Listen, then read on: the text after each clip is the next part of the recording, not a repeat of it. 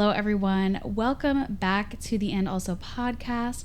I'm Madison, your host, and this is season 2, episode 2. So today I have a very, very special guest, one of my dear friends, Avery, coming on to talk about their work in substance use and harm reduction. And I think that this is such an important topic to be talking about, especially when substance use is such a stigmatized topic. So I really wanted to bring some light to it and talk about it because it's something that a lot of people deal with. I'm sure we all know somebody who is actively dealing with substance use or has dealt with it. I would consider Avery an expert in this field, so I'm really excited for you guys to hear from them today. But before we get into today's episode, let's get into our drink of the day. Okay, this drink is my new literal hyperfixation. This is the Trader Joe's rhubarb and strawberry soda. Oh my goodness, I am obsessed with this. It is a sparkling beverage made with tart rhubarb and sweet strawberry juice. Now, I love this on its own. Once again, like the drink we had last episode, love me a little shot of something in here. Really good. So yeah, you can use it as a drink mixer or you can drink it on its own. I'm a drink on its own kind of girl, but hey, a recommendation is a recommendation. So let's get into this drink. Literally so good.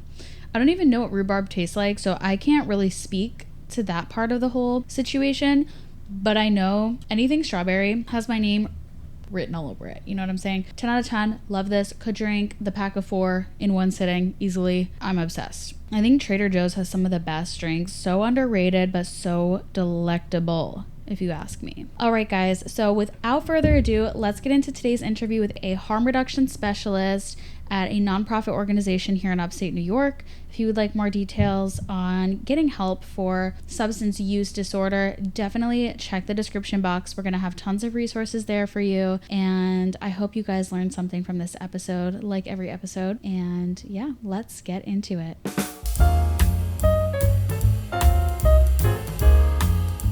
So I would love for you to introduce yourself and just talk about your work and what this means to you and like why you wanted to come on and talk about this whole thing today. Yeah, absolutely. My name is Avery Grande, and as of right now, I am the overdose prevention coordinator for a nonprofit called Alliance for Positive Health. So I work in the harm reduction program, in which we also run a syringe exchange. So I'm, kind of involved in that. And then in my new role as a coordinator, I do like a lot of planning of events and Narcan distribution and stuff like that. First of all, I'm so proud of you. Thank you. I feel like this is your calling. I've seen you shift so much into a better space, ever since starting this career, and it feels like you were meant to do this. Thank you. I mean, it's definitely like my dream job. It's everything that's that... so awesome. Thank you. And it's funny too, because like the entry level position, like being just a harm reduction specialist was my dream job. And I didn't know that Alliance for Positive Health existed. Yeah, I didn't either. And we live here, you know what right. I mean? And there are offices from Plattsburgh down to Albany and like Hudson. So I work out of Glens Falls, which is awesome. I love the team there. But yeah, it's crazy not knowing that that's a resource. I just think about all the times I wish I knew. Right. Like throughout my life. Mm-hmm. Like all the times I could have used that. And I think that's why I wanted to do this episode, because I think more people just need to know that there are places to go. There are people who can help. And so many people just don't know that there's resources. So what called you to do this? Like, what was the thing that was like, I want to work in this field? Like, was it an experience? Was it just... life? I mean, yes, and I guess. And I say and that, also. Right, I say that a lot in my life because I used to be like a little bit negative and be like, no, but, and I've kind of switched that language to say like, living for that. Yes, and because I've been working since I was like 13, 14 in the service industry. And then I was in the medical field for a couple years. COVID happened kind of right in the middle of that. I decided what better to do but throw myself right into first responder, and I actually became an EMT during COVID. Being in that field, I'm burned out pretty quick, honestly. I was only a paid EMT for maybe about 3 months, and I actually went to Four Winds for 10 days after I stopped being an EMT because it's just heartbreaking and so draining. And I felt like a FedEx driver with Band-Aids. There was nothing I could do to even follow up on patients, you turned over care at the hospital and I never knew. You don't know what happens. Yeah, exactly. And the only people I saw like regularly were people who needed something other than the hospital, right? They needed more support, a better system, but only thing I could offer them was a ride to the hospital. So it just kind of feels defeating. It's like, I know there's all these things I could be doing to help you, but I literally can't. That I think that's a huge issue with so many people who work in the medical field or even social work.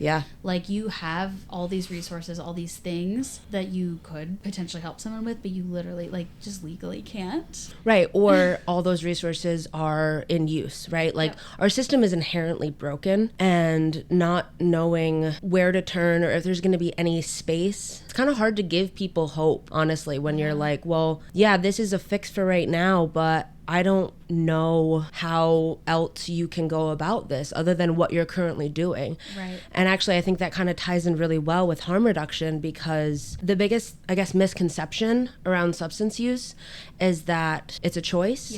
And that's something that, A, I've never believed. B, I've seen firsthand, like, it is a coping mechanism. And objectively, it's a good one because it takes somebody out of their mental space, right? And it's so stigmatized because, I mean, there's a million reasons why. But as with, you know, pretty much every type of substance abuse or even just substance use, you know, it can ruin lives. But so can alcohol, right? So can nicotine, and so can caffeine. Like, and those are all things I regularly use, you know? And I think the hardest part is just kind of explaining that, like, coming from a high horse with people who use different substances is like the opposite of helpful. You know, I have these conversations a lot in my job, especially handing out Narcan. At some point, I just kind of get to a place where I don't know how to explain empathy to people. Like, it's actually bizarre because anytime I see even like a social media post about Narcan, the comments are like, well, maybe if people just didn't do drugs, we wouldn't need stuff like this. I'm like, what is that doing? Because this is the real world. Like, we have people who are using substances, period. And a lot of times, like, whether it was a choice or not at first, it stops being a choice. You know, and I think that's something that kind of is hard to get through to people, especially if they haven't struggled with any sort of addiction. Whether or not somebody chooses to start using a substance, even if that's smoking cigarettes, like, at a certain point, it stops being a choice. It's what they have to do to get through. And so many people at that point don't even want to be doing it, but they kind of know, like, this is what I have to do. And there's also, like, that person starts to experience so much shame because of the stigma, and because they know what they're doing, you know, could hurt them, and then they feel embarrassed or shamed, and then they don't reach out for help. And they see it hurting people around them, and they self-isolate. Absolutely. And that's when people can get hurt, you know, or lose their lives. And that's that's exactly what happens. I mean, the recovery community screams the opposite of addiction is connection. And I've seen that firsthand. Like, whatever is going on, if you don't have support, it's infinitely harder, you know, to deal with it. Whether it's grief, as you've talked about on here before, you know, your own mental health, addiction, whatever it is, we're humans, you know, like, whether you're an introvert, everybody needs some sort of support system. Absolutely. And we all have our thing. Right? Like, we all have, like, our vice. Religion or believing in God, going to church. Like, that's a way that you cope with being alive and in the idea of dying, right? And so everything could kind of just be considered a cope. So it's interesting to me how people, you know, throw a lot of judgment and stigma towards certain ways that people cope with their lives and their trauma, because let's be real, like, a lot of this stems from like unresolved trauma. And I would say most of it. And, like, yes, it would be great if everyone could just go to therapy and you know, solve it all. We would need universal health care for that. And that's also like, a different conversation. No one wants to talk about that one. It's like, you know, we're in a position where options are not available to everybody. Options are very limited. Even if you do have insurance, it's hard to find a therapist because there's not the supply and demand. You know, therapists don't get paid enough. Like, nobody wants to be a therapist anymore. It's like, oh my God, it's such a comprehensive issue. Part of what my agency is currently looking into for the harm reduction program is a peer support worker, because there's a lot of great programs, a lot like in recovery centers and just other agencies that will hire specifically a peer, a person with lived or living experience, to not be a therapist, but to be a like integral part of that support system, like because they get it. And that's huge, because I think so many people feel isolated in their addiction. Or even what they can say while they're getting help. Yes. I mean, when you think about, like, especially people who have insurance, right? Like, a lot of that times that comes from your job. You know, if you try and seek mental health help or especially addiction services, you know, any kind of thing like that that could be looked down upon, it puts your job in jeopardy. It is so, like, messed up how deep the stigma runs. Oh, yeah. And it's such a simple thing of, like, people just changing their mindsets. That's why I got out of EMS. And honestly, the hospital. I mean,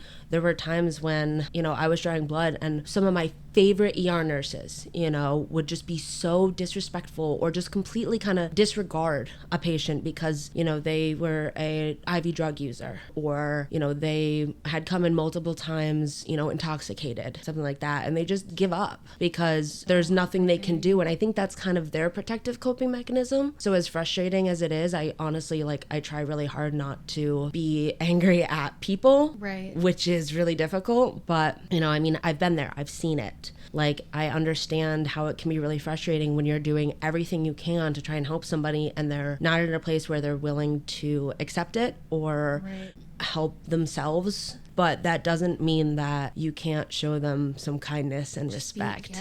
Be like a good person. Yeah. Because I think too, when you're struggling with addiction, so many people just discard you and kind of overlook you or see you as less than. And so that just kind of adds to that, like, list of things you're building in your head of, like, why you don't deserve to get better. Exactly. Like, why you're too afraid to reach out. It's that feeling of worthlessness can become all-consuming, whether or not you're using substances. Literally, like, we all struggle with it. Yeah. Like, day to day, like, when you're getting ready, you think you don't look good enough, or, like, how are people going to perceive me? Like, it's everywhere, but then you add this layer of, like, this already very stigmatized thing that you're struggling with and you want help for so bad, but the world is the world.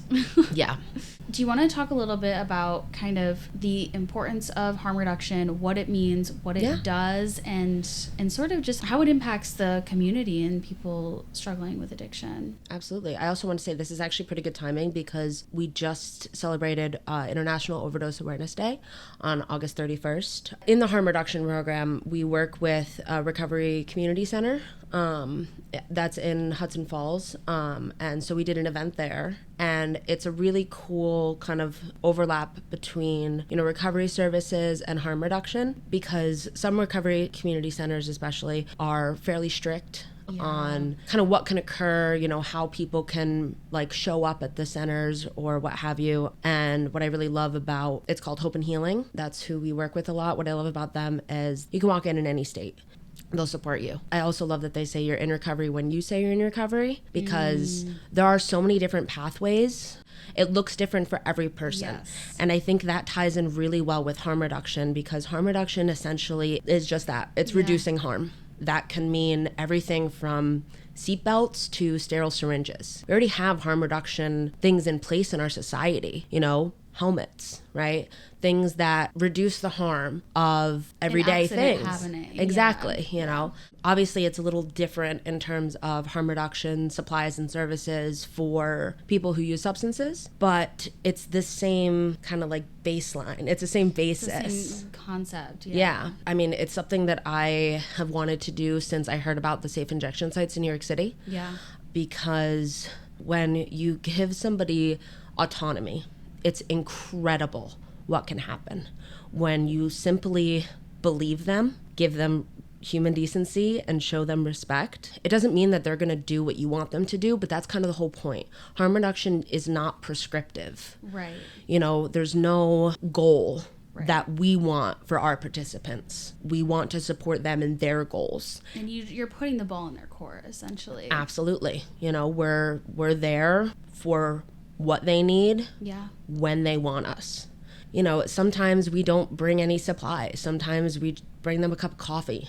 Right. You know, or sometimes I'm bringing supplies and I stop and pick up a gallon of ice cream so nobody else knows that, you know, they're getting sterile syringes. Right. You know, because it's their choice and it's not our place to tell them how to live their life, basically, and if their life includes substance use and they want to go about it with sterile supplies, in whatever safe way they feel is safest, I'm just happy to do that. Right. And I know, kind of like I was mentioning earlier, there is a lot of pushback for harm reduction. Mm-hmm. People say it's enabling addicts. What do you say to that? Because I think once we can get over that sort of stigma of like, oh, you're just handing people, like you're teaching people how to do drugs, you know what I mean? I think once we can get through that sort of way of thinking, so much change is like right around that corner. So I think the biggest thing with that is it's already happening. Right. Like, you're not enabling somebody to do something if they're already doing it. Right. Yeah, they think you're just like going out in the streets being like, free drugs. Like, it's literally not that. Yeah, and that was the craziest thing to me when like the injection sites first opened up. They're like, oh, it's promoting. It's like, no, what it's promoting is safety, kindness, and respect. Yes. And, an opportunity to not kill yourself, basically. It really is. And I think when people feel that sense of security, it's not pushing them to do their substance of choice more. No. It's just making sure that they can get through another day, and one more day is one more opportunity for them to get the help that they need to potentially recover. And personally, I absolutely agree with that. The thing that I have to be careful with and just my own mentality about work is like, that choice is there, but that's not the place that I can like come from. Right. Because like if I'm constantly coming from this place of like, okay, I'm, giving these, I can fix all of this. Right. I'm giving these services and these, supplies to people, like, and enabling them to live, then like maybe they'll get better, but that's not my place to even hope for, honestly. My hope is that really just that like our participants, they do whatever they want to do. Right. Some people don't ever want to stop using their substance of choice. And I have to be okay with that. Yeah. And some people have so much other crap going on, they can't even think about it. And this is something else, like, we can all relate to that. Like, there's always that one thing you want to do and get done, or or like, maybe you don't want to do it, but you have to. Like, I want to work out. Right. I don't make that a priority. I don't. There's so many things like that, and I think a huge thing is just seeing this as like just another thing that people are dealing with. Right.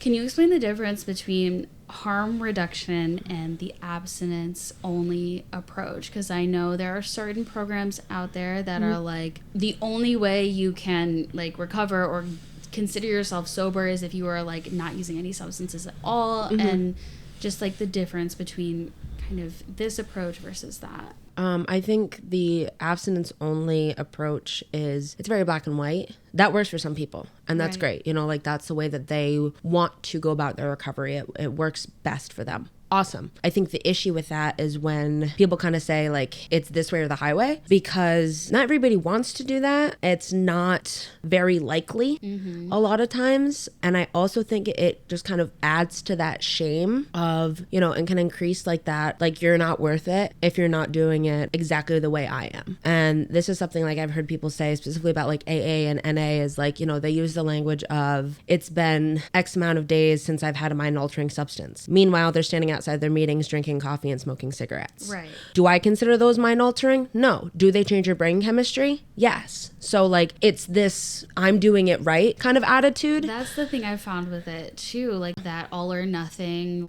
If your substance of choice is alcohol and you stop drinking but maybe you're still smoking weed, right, then you don't count. Right. And then it adds to that shame and that cycle of like, I will never be good enough to be sober. Yeah. Or like someone else's idea of sober. Exactly. And I also think it's really hypocritical. It's very hard to stop using a substance of choice and not replace it with something, right? Like, a lot of times recovery communities or, just like people who are promoting addiction services will say, you give up one thing and you get everything. But I think it's actually the other way around, because especially with certain substances, I mean, probably most substances, even alcohol, right? We have bars like that. Community is formed, and a lot of times they're kind of the only people that you feel like you can be open and honest with because they know about this, potentially very shameful part of your life, something that you're not happy with, you're not proud of.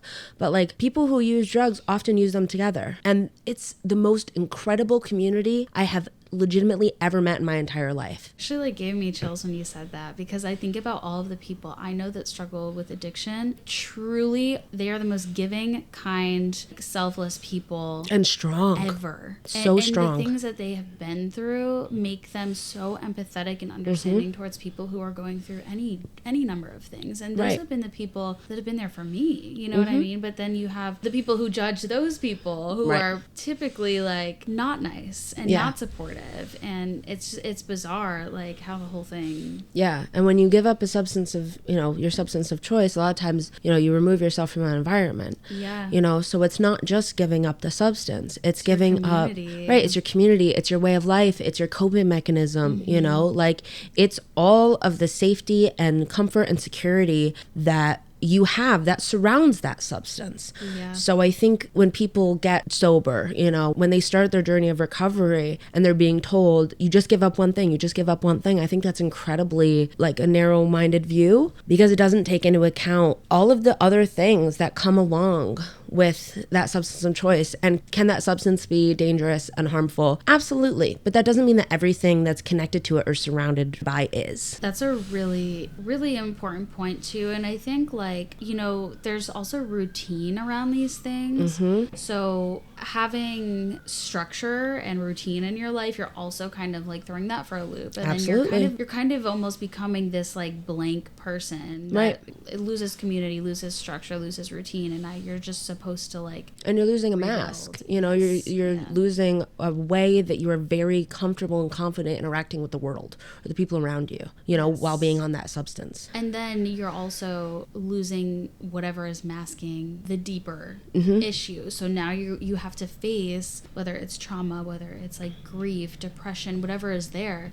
Now that's just kind of like an open wound. Yeah. And we don't have many things in place to help actually deal with that stuff. No, and mental health is also incredibly stigmatized. That's why I love what you do with your podcast, because there's so many more people talking about it. Yeah. But I think it's really easy to say like, yeah, I support mental health. Like, Yes. Go Lexico Pro girlies or whatever, like hashtag anxious girly, like, or like, oh, I lined up all my pens, ha ha ha, I'm OCD. Like, yep. No, it's not. Like, and I don't. Someone has, right. a schizophrenic episode. Exactly. Where's the support? Right. Where's the support? Oh, that's scary. It's too much. And we see that with addiction too. Yes. And I'm not saying that, and because I have these conversations with family members sometimes, or friends of mine who have had family members, and it's like, I'm not saying that you should throw everything into this person who continues to hurt you, because of their addiction. Like, it's not about giving everything, and just being okay with getting hurt over and over and over again. Right. You need to protect yourself and draw those boundaries. Right. But just because, you can't talk with somebody in your family because their addiction has negatively impacted you, that doesn't mean that you need to go all the way to the other side of the spectrum and be like, everyone is a junkie. And that's like the hard balance, is I think once it hits people personally, there's a lot of anger, resentment, frustration, and that kind of gets taken out on a lot of the whole issue. Even people who are in recovery. I mean, I organized a Narcan distribution day the week before last, and there was somebody who, we were just tabling and handing out Narcan. There was free Hep C testing. Like, we got a bunch of people in on it. It was awesome. And there was a gentleman who, said, I don't use Narcan because I figured it out and they can too. Basically, if they can't pull themselves up by their bootstraps, I'm not going to help. The good old bootstraps. Which I actually looked into that, or something came up at one point. That was intended as like a sarcastic comment. Because God. You can't physically pull yourself up by your own bootstraps. Right, you're pulling the bootstrap up, but you're not pulling you up. Exactly. And now it's this whole like movement almost. Right. Like, if I can, you can too. Right. I paid for college, you could pay for college. You just need to work harder. Yeah, just don't get that latte every week and you'll be fine. Yeah. Screw you and your avocado toast. Right. God forbid I save $7 every week.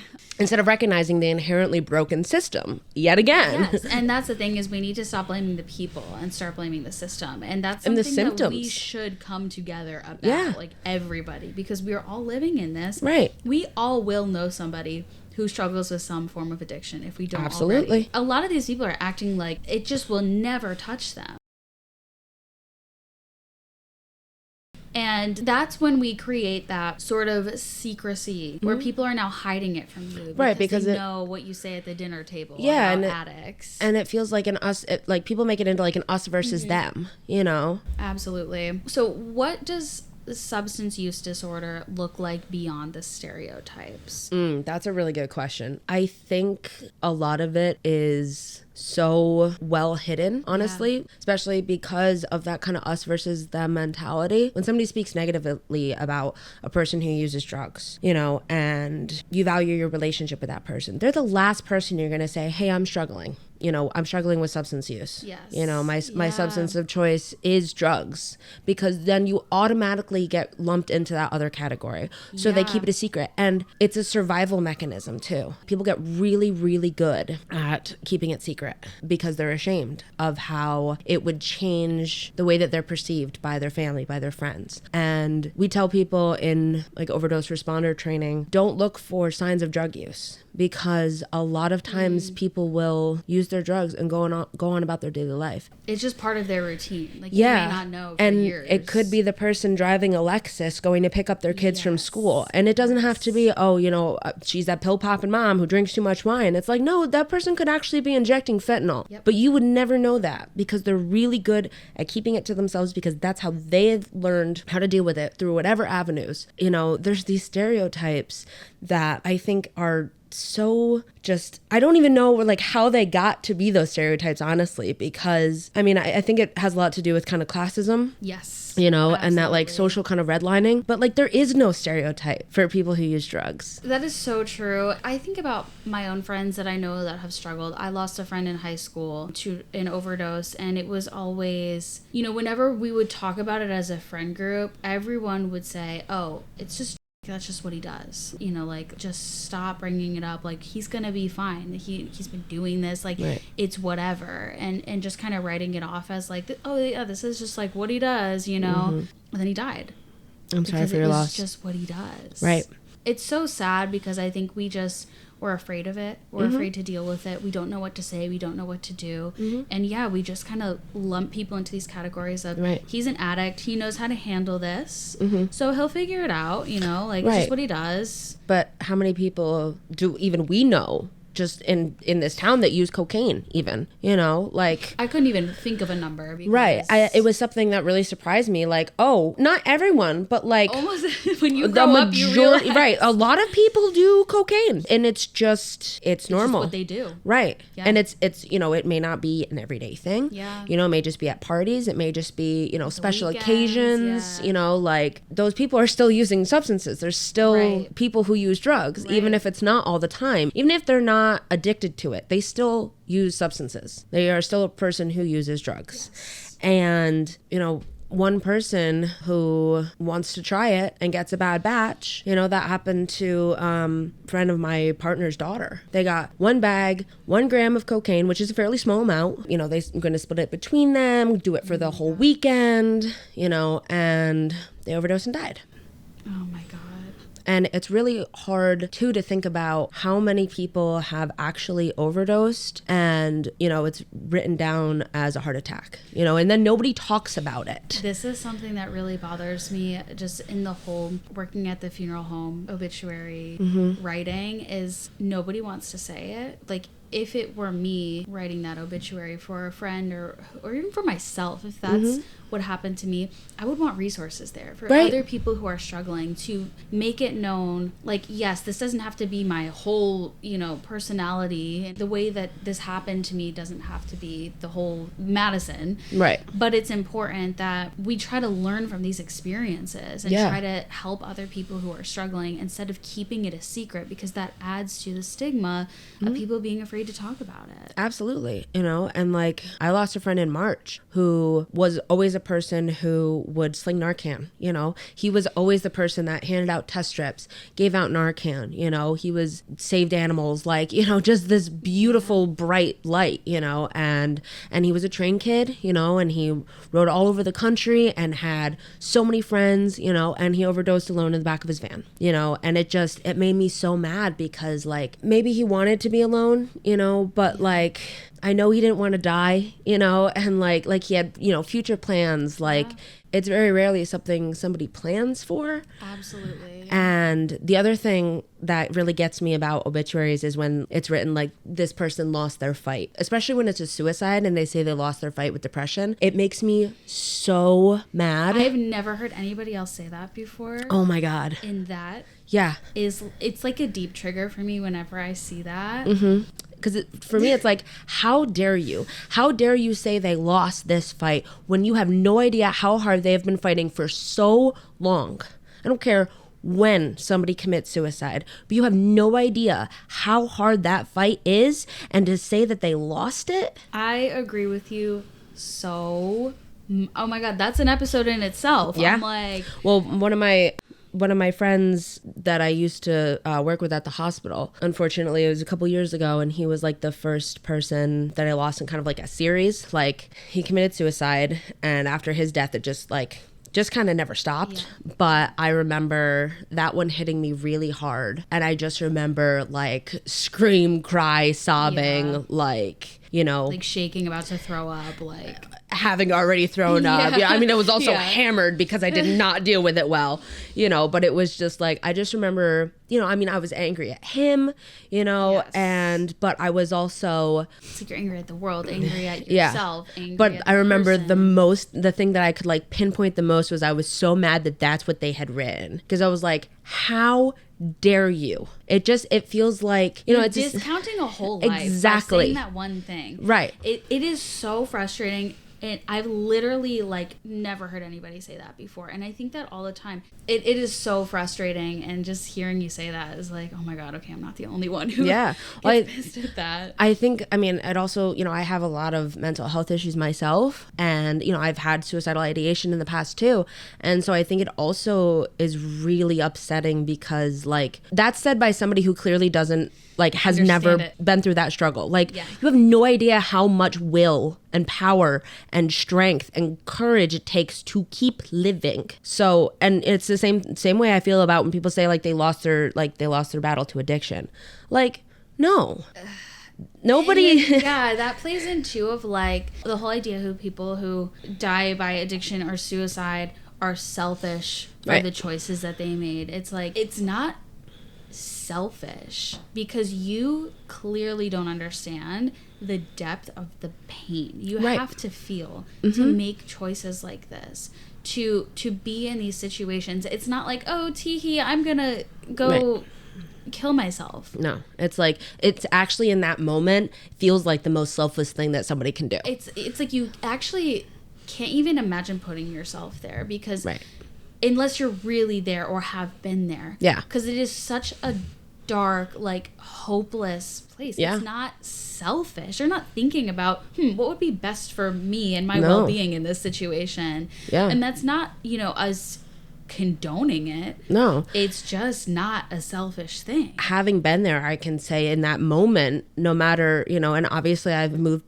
past it, but like in that moment, it feels like the most selfless thing you can do. Yes.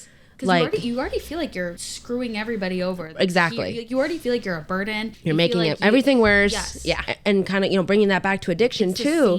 It's the exact same thing. Yep, and that's why I love too the harm reduction aspect of it, because like I don't care what somebody does. You know, I'm always just happy when they're willing to let me meet them where they're at, because I remember that being like one of your questions, like, and meeting somebody where they're at doesn't mean like you stand over here and you wait for them to come to you. Right. You know, it means like you go to them. And then let's go together from there. Right. Wherever you want. Like you're leading the way. Like, you know, what do you want? There are people who I'll deliver sterile syringes to, but not Narcan. Okay, that's fine. I'm not trying to tell anybody else. You're not pushing this massive agenda. Exactly. And that's the biggest thing is like, why would I push my agenda when it's not my life? In so many things that we are dealing with in the world today, it's that right there. Yeah, it boils down to that. Just be a good person, be there for people, and stop making everything about you and your life desires, because everyone is living a different life. Everyone is walking a different path, has been through different things, different traumas, is coping in a different way. Just be there. The reality is nobody asked to be here. So real. And we're all dealing with it differently. And it sucks. And whatever people have to do to get through is exactly what they're going to do. Yes. Like, you can't tell anybody maybe sometimes people get shamed into it, but that's not sustainable. Right. You know, and at the end of the day, I mean, I understand how people can take issue with what I do. That doesn't mean I stop believing in it and, you know, or will stop doing it. But, you know, I'm also okay being that person that if somebody needs to blame me, I'm okay. Yeah. Like, I'm okay with that. I don't take it on. I already feel enough, you know, pain and sorrow for the people I can't help and the things that I can't fix. Right. But if somebody needs to blame me because I delivered sterile supplies and they see that as enabling, I'm okay with that. Right. Because at least that person had one person telling them, I don't care what you do and I love you. I try I can count on you for something. Yeah. You know, like just that just little for bit support of support. And non-judgment. Yeah, and I think like across the board, for a lot of mental health things, a lot of people go into these conversations trying to solve them and fix it. I see it so much with grief. Like, people will, you know, say whatever they can to just make me feel better. Right. And it's like, you know, sometimes less is more, and all we need to do is listen and be there and show that we care and hear you. And trying to fix it for somebody else is actually really selfish, because like trying to make somebody else feel better so you can feel better. Yeah, because you're so scared of sitting in the discomfort with them. Like sometimes all I need to do is sit here and cry or tell a story about Regis, or just like talk about things normal, like just let it be a normal conversation, and then the person is like, oh well, have you tried journaling? Did you talk to your therapist? Have you tried medication? Don't even get me started, dude. I'm like, oh, and the big one, have you tried meditating? I'm like, shut the up. All I want right now is just to yap. Right. Like, I need to be sad. Yes. Let me be sad. It's okay to hurt. It's okay to be sad. It's okay to not be okay. Yes. And it is okay to not have every problem solved. Right. Some problems cannot be solved. Absolutely not. And some problems shouldn't be solved. I'm sorry, but honestly, if I ever, and I'm saying this to the camera because like, if I ever stop feeling sad and, you know, having that pain, the depth for people who are struggling, like, we got a problem on our hands. Right. Like, what's the point anymore? Right. That's not like, that is, to me, that's my humanity. Yes. You know, and that's again why I got out of EMS and went into harm reduction, because I knew that even if it was hard, it was painful. August was really rough, and there were a lot of times where I just sat at home and sobbed, you know, because people that I care about are in really, really rough positions, and there's nothing I can do. I can't fix it, and I signed on knowing that, but it doesn't make it hurt any less, you know. But like, processing that for myself and figuring out my own boundaries and my own coping mechanisms to deal with that.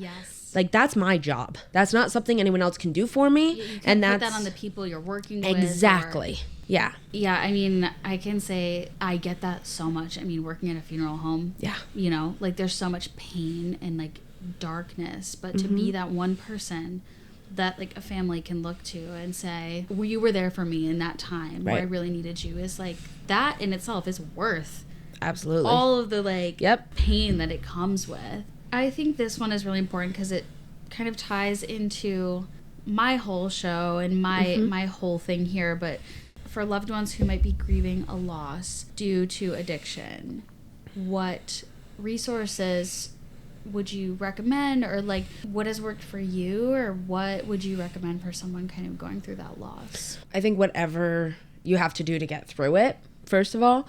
But I also have seen a lot of really amazing support in recovery groups. You know, there are ones specifically for family. There are open recovery meetings, you know, that are for anybody who has been involved in any way, shape, or form, right? Even if you just want to like check it out.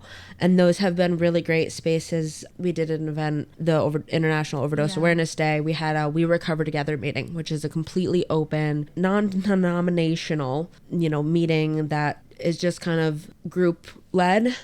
So in that we talked about the people we had lost to overdose. I think just putting yourself into those communities, going to those recovery centers, going to places where people get support is oftentimes where family members can find support too. Absolutely, just because you're not the person that struggled or is struggling with addiction, even if you haven't lost somebody, but you're struggling with somebody that you care about in their substance use, go to the same places. Yes. There are so many family members that feel isolated as well, friends, family members, because it's not their thing, right? They don't know how to deal with it because it's affecting them, but like they're not the one being the most impacted by it. So then they feel guilt and they're Right. like, well, I shouldn't be so upset or whatever. Yeah. So I think honestly the biggest thing is just like also like claim it, claim your Feel grief. the feelings. Right. It doesn't matter what your relationship to the person was. If you Yeah. you literally knew each other in high school and haven't spoken since. You Yep. know what I mean? Like that still means something. Yeah. And honestly, you get to feel however you are feeling. Yes. There's no wrong feeling because you're having it. Yes. Like I hate when people say like, oh my God, you're so valid. Like that's so valid. It's like, I know I'm feeling it. Like no shit, Like, Sherlock. what do you want me to do? Like not feel it? Like it is valid Like because it's a thank real you. thing. Right. Like thank you, but like just saying that's valid is not actually giving validation. No. I don't care what the slang is, and I appreciate the sentiment, but just being like, yeah, no, that's so valid. So valid. Like, It's I okay, know. thank you. That's not actually how validating somebody looks like. Right, But right. Just for anyone who's listening, what practical steps would you recommend if they themselves are dealing with addiction or know somebody who is? Obviously, there are places we can recommend like in our area, but if you have any advice for like even beyond here and what people can do. like the first step is just like knowing that you're not alone, and I don't mean that like in the laissez-faire way, like you're not alone, but like no, truly almost everybody has some sort of addiction, some substance use that maybe they don't talk about all the time. I know I certainly do. If it is something that other people find scary, you don't have to hide it. Like if if you're ready for that level of community, it doesn't mean that you have to walk in totally abstinent. It doesn't mean like Right. just if you are struggling with how you're handling whatever's happening in your life, and that includes substance use, I think just finding other people who will get it and won't judge you for it. Yes. Like just give it a shot. Like even if you're drunk or high or whatever, show up anyways. And if someone says you're not allowed to be there, then screw them anyways. Like they were never going to be there for you in the way that you need them to. And it doesn't have to be as intense as like rehab. There are recovery centers, there are different types of addiction services. Hell, there's so many types of social services, and there's so many different levels. We have this belief that it's like rehab or AA or nothing. Even if it's talking to your dealer. Yeah. Honestly, yeah. I think I have heard and I have seen some of the most beautiful relationships with somebody who's really, having a hard time with their substance use, and the only person they can talk to about it is their dealer.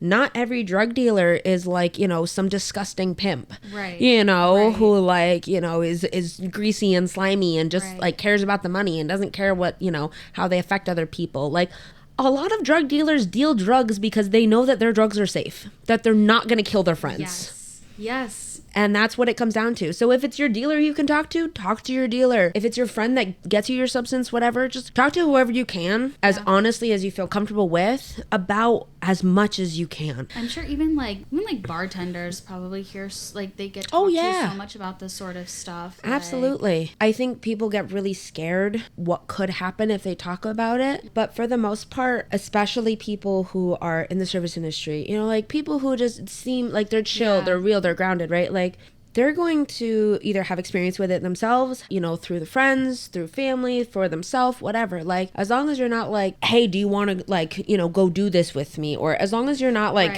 roping them in that way, I think that there's a lot more openness with people you can talk to about your own experiences. And even just ask, be like, hey, can I talk to you about this? Yeah, you know? Asking permission is a really good thing in any sort of like heavy conversation. Like if someone's in the place to talk about it. And something too is like, I know a lot of people who may struggle with a substance but may not consider themselves an addict. And so because they don't, maybe they don't drink every day, but they drink every other day or every few days. But when they drink a lot and they feel out of control. They're not super dependent. So they're like, I'm not really an addict, so I don't really think I need help. You know, like, you don't have to be using a substance every single day. Not able to get by without it. Yeah, like that. It doesn't have to be an all or nothing. You could be like, you know, I'm drinking a lot more than I want to. Exactly. And I might not be an alcoholic, but I know that I would like to drink less. Yeah, and that counts. Absolutely. And that's the other thing. Like, you know, paths in recovery are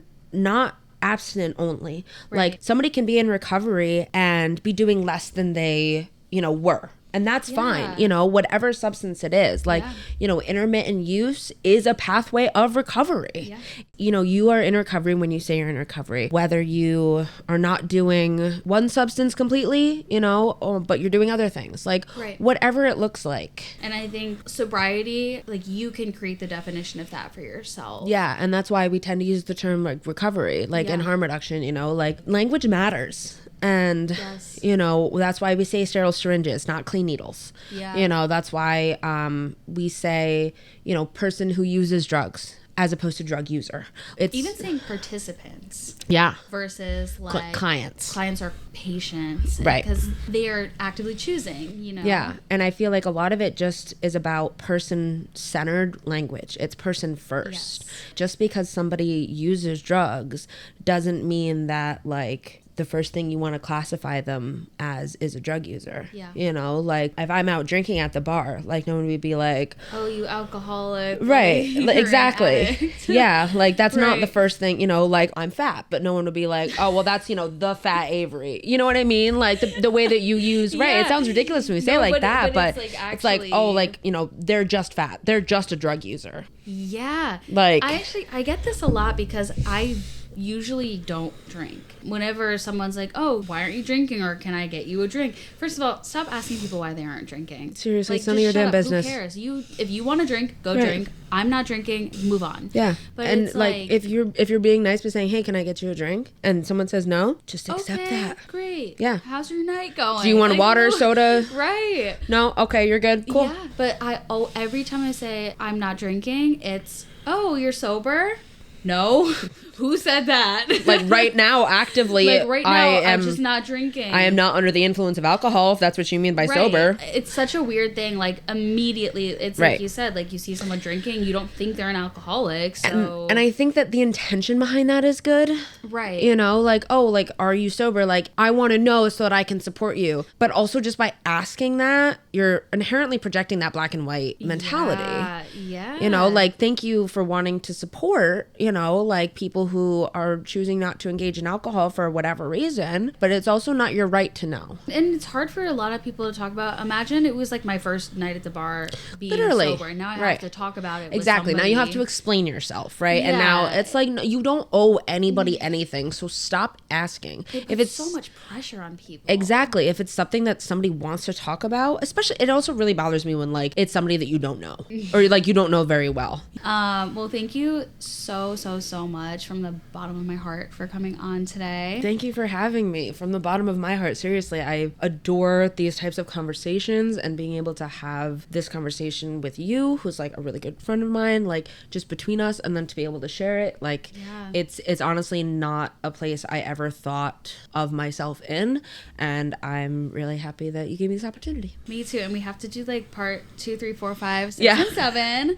And you're just somebody who I like from the day I met you. I have always looked up to you. Oh my gosh, thank you. And I could cry. I'm going to try not to, but you are just such a special person to me, and you mean so much to me. And I just think what you're doing is incredible. The type of care that you give people is not something you find very often in life. Thank you. And that is just so special to me. So thank you.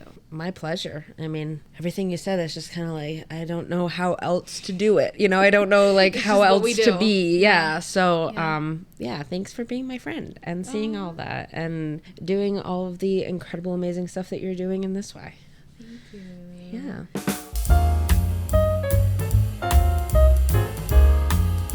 Thank you guys so much for tuning into this week's episode of the podcast. If you're watching on YouTube, make sure you subscribe. Make sure you give this video a like and leave a comment below. And if you're listening on an audio-only platform like Spotify or Apple, be sure to give the show a 5-star rating. It really helps us reach a bigger audience. So once again, thank you guys so much for all you do to support the show. I love you all so much, and we will see you next Sunday for another episode. Bye.